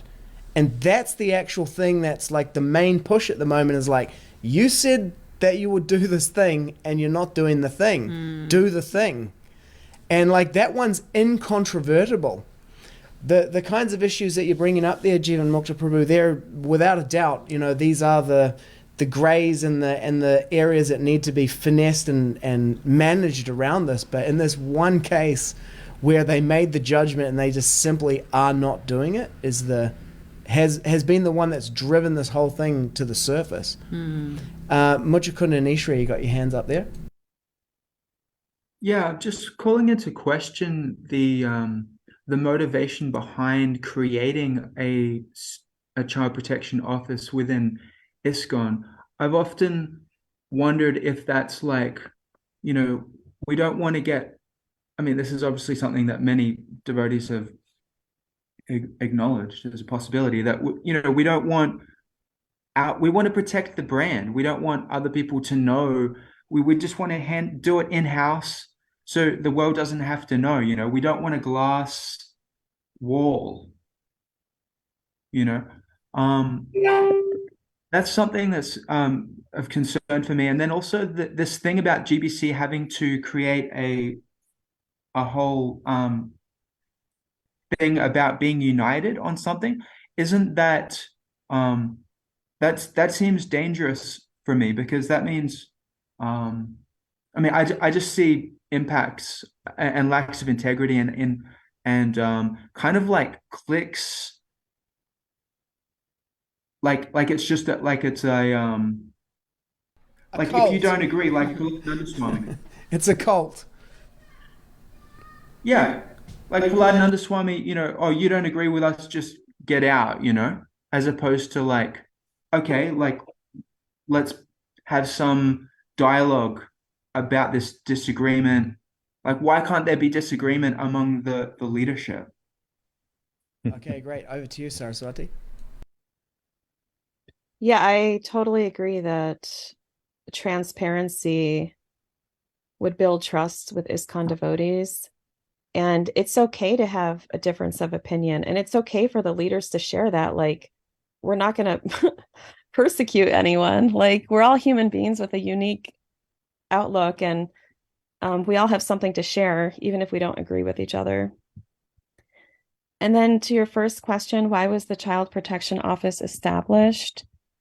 I think it was a response to the child abuse that was coming out of the Gurukulas over from the 70s and 80s, because the CPO was established in 1998 to formally handle child abuse cases, like have like one spot. And in the Child Protection Office guidelines, they actually encourage victims and their families to report to secular authorities. In the current CPO guidelines, it's on pages 8 through 9.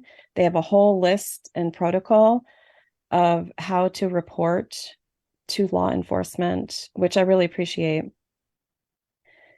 And if the victim of child abuse is under the age of 18, parents can report, a devotee in the temple. That's when community members step in. Anyone can report child abuse. But when that person is over the age of 18, they have to report it themselves, because then law enforcement needs their testimony to start a case and prosecute the abuser.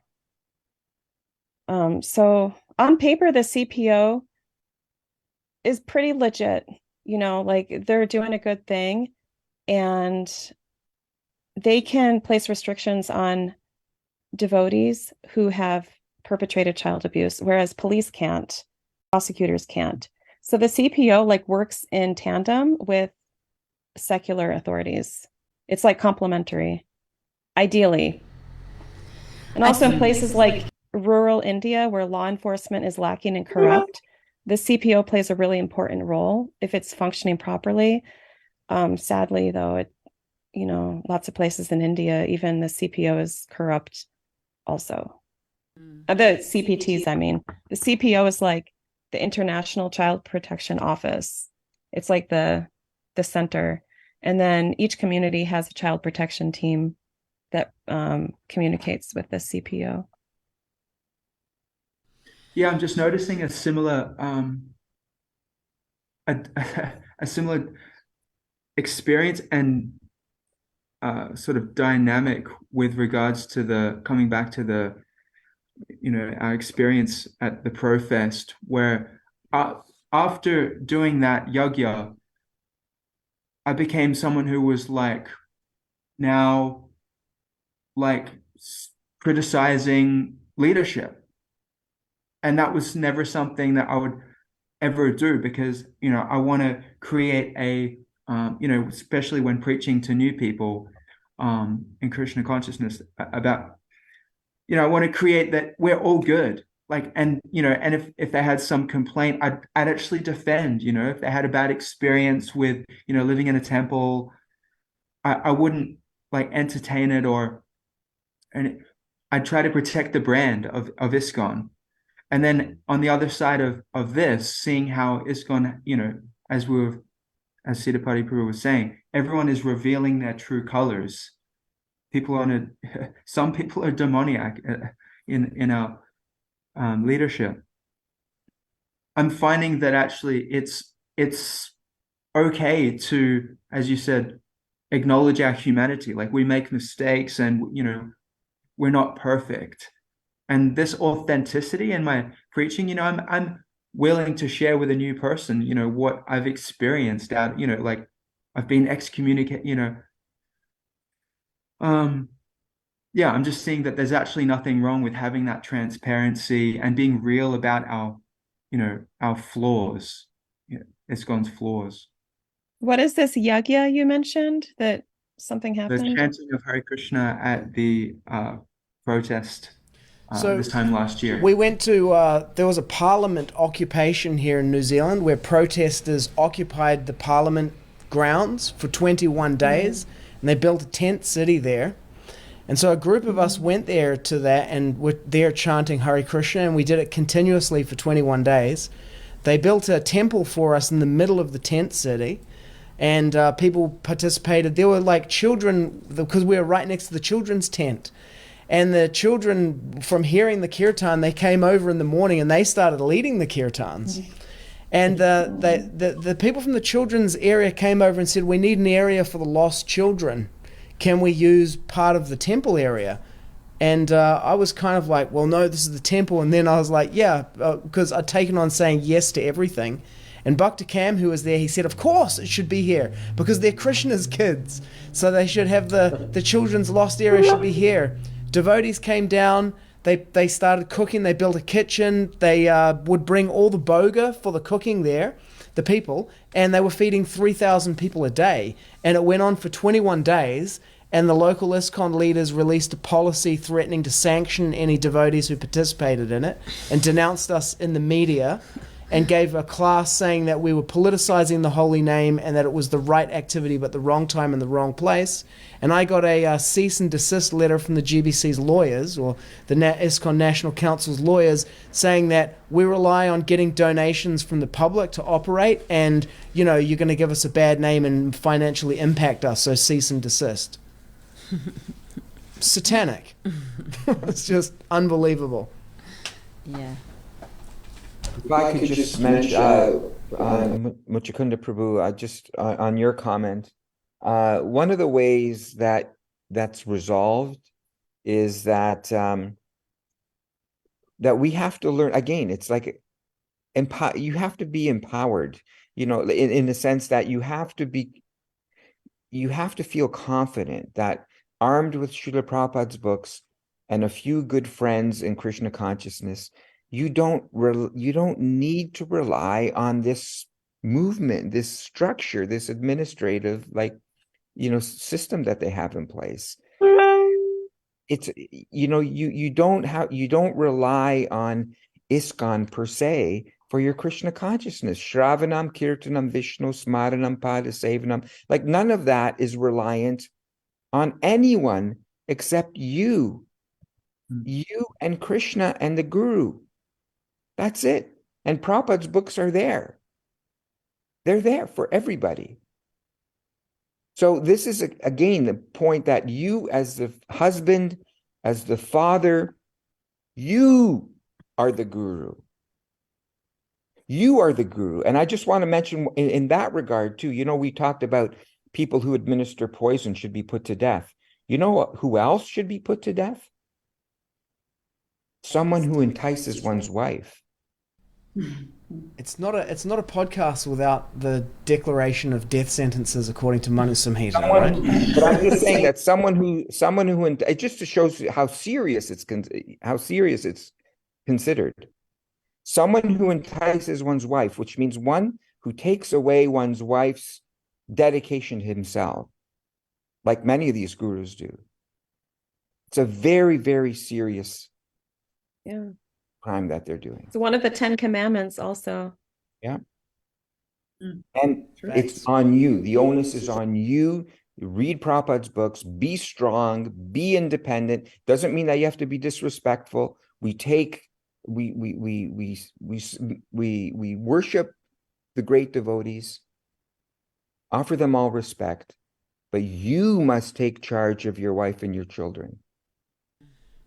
And even if it's the responsibility of ISKCON, and it's, for example, it's the government has the responsibility to look after us.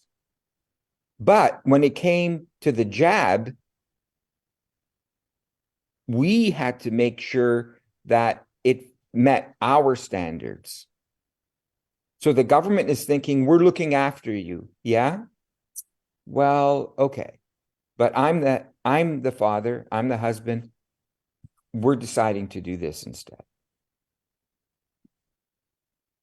And we are mentioning about the sannyasis.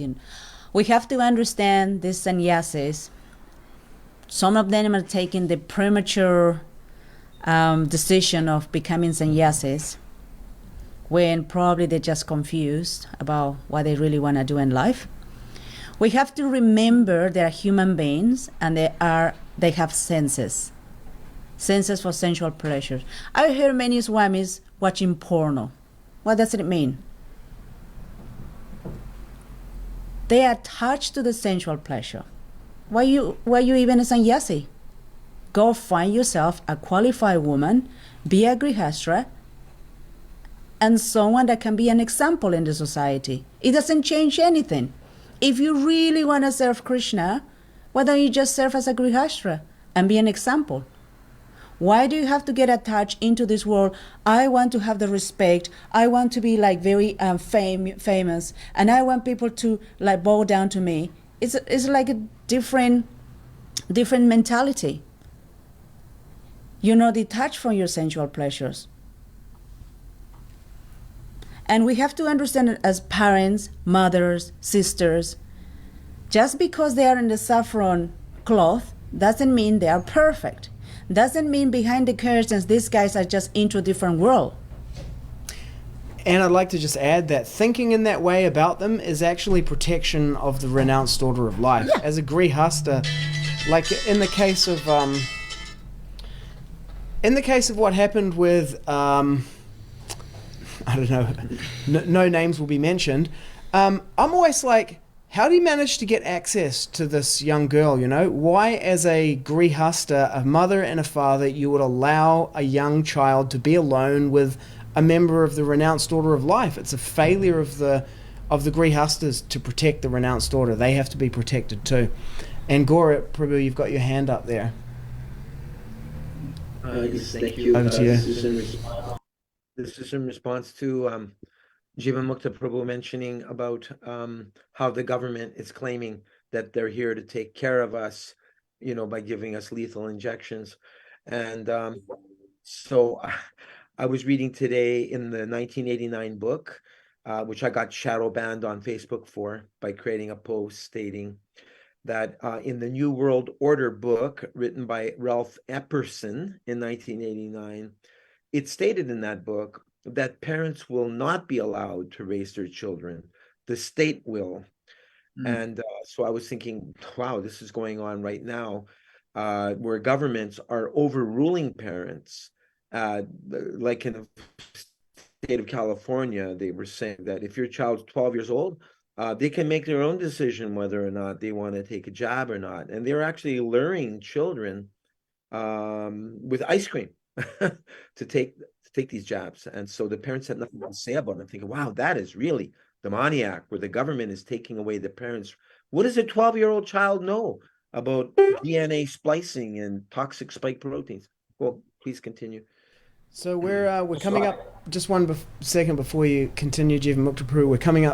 We're at the 2-hour mark now. So let's wrap up the conversation. So if we could hear your point and wrapping up Jivan Mukta Prabhu, and then from Saraswati. Sure. I just wanted to mention in that regard, Gaur Prabhu, that Prabhupada was once asked that, a woman had, one of his disciples had a baby, and, she won't be able to worship the deity anymore. And Prabhupada said, your child is your deity. Yeah. Arundhati and Pradyumna. Yeah. Yeah. Your child is your deity. And really, we have to look at these children in that way. And, none of us are perfect. I know that with my kids, with my eldest in particular, we wanted so much for her to be that ideal little Vaishnavi, with chanting her 16 rounds. And so we were a little strict. And I could say right now, in retrospect, maybe too strict. And although now she's like just such a wonderful, devotee, but it did have certain, negative responses from her.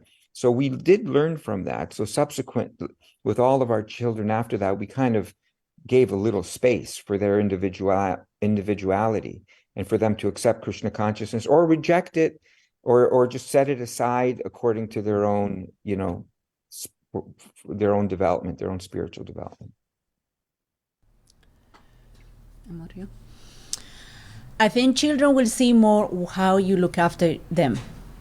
That is the example that you are, the experience that you've given to them, and they will remember, and therefore the cycle continues with that.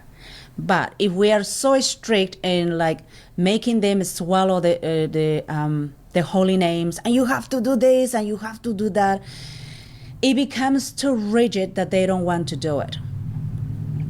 So how we look after them, how we protect them, how we love them, that is the most important part. And yes, Srila Prabhupada said, these children are your deities. Because Krishna himself has given you this gift of to look after these children, and it's his children. Are we doing a good job? Are we not doing a good job? It's a personal answer that everyone has to have. But the most important part is your temple is your household.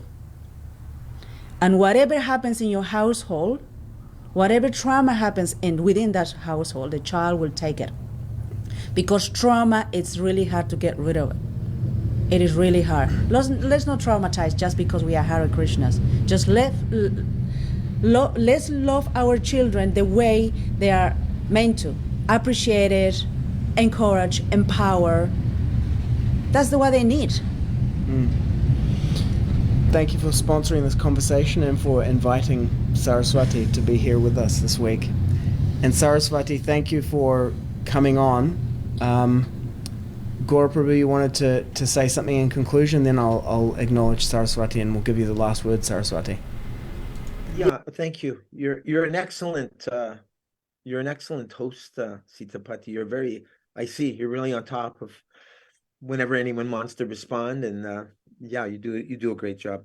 Having done a lot of hosting myself, it sometimes would get stressful. I want to respond to Jivamukta Prabhu, and I appreciate his point in how his realizations increased with time in terms of, just how strict to be.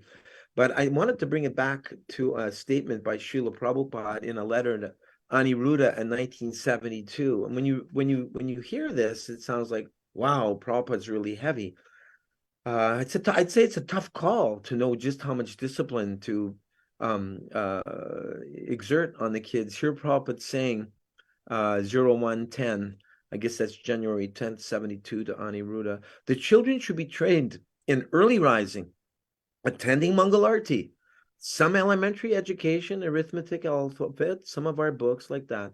They should go to bed by 8 p.m. and rise by 4 a.m. for Mangalarti, getting 8 hours sleep. If they take 8 hours sleep, they will not fall asleep during Arti. When they get up, they should wash with a little warm water at least 3 times, wash face. They may sleep 1 hour in the afternoon, and there's no harm. Encourage them to chant as much japa as possible. But there's no question of force or punishment. If there is need, you may shake your finger at them, but never physical punishment is allowed. Try as far as possible to discipline them with love and affection so that they develop a taste for austerity of life and think it great fun to serve Krishna in many ways. Rising early, Mangalarti, this is enough austerity. Besides that, let them learn something. Chant, dance, eat as much prasadam as they like, and do not mind if they have playful nature. Let them also play and run. That is natural. It is nice if they eat often. If children overeat, it doesn't matter. That is no mistake. Boys and girls should be educated separately. I just wanted to share that quote. Thank you, Prabhu. Thank you. Before we close up with Saraswati Muchakunda, have you got something you'd like to say in conclusion? I just really loved, I think that quote that Gaura Prabhu just read, that letter from Srila Prabhupada, has everything in it to guide all the guiding principles for a Gurukul and for bringing up children in general and education in ISKCON. Like, how did we deviate from that? It's right there. Aren't we supposed to be Prabhupada Anuga? Thank you everyone so much for having me and Saraswati. I'm really And I know you want to close this. Hearing you. Excuse me for interrupting. I know you want to close the Sitapati, but there was one last comment, and it's from a series of books that Jivan Mukta Prabhu has. I just have some. He has them all.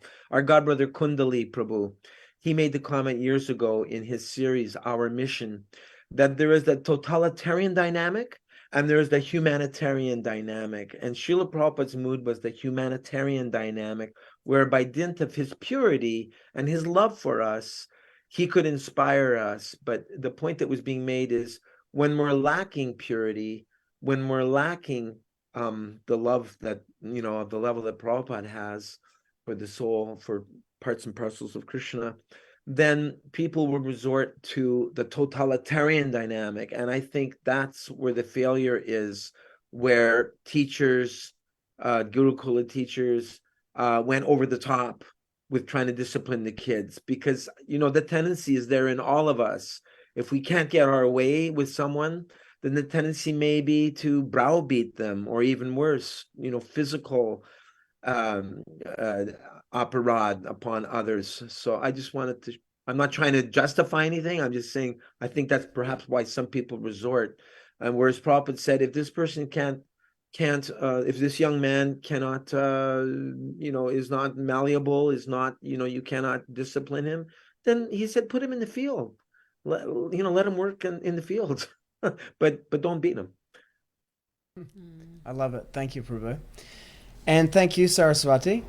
Thanks for coming on today and having this conversation with us, sharing, and thank you for everything that you're doing.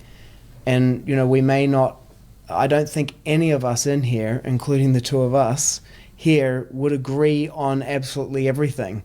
So, there are always differences because we are eternally individuals. But in this particular area, we have your back. And thank you for your leadership. Thanks. Yeah. And I'd like to give you the opportunity to have the last word, whatever you'd like to say to close us out today. I would like to say thank you all for participating in this important conversation. ISKCON is a relatively small organization in the world.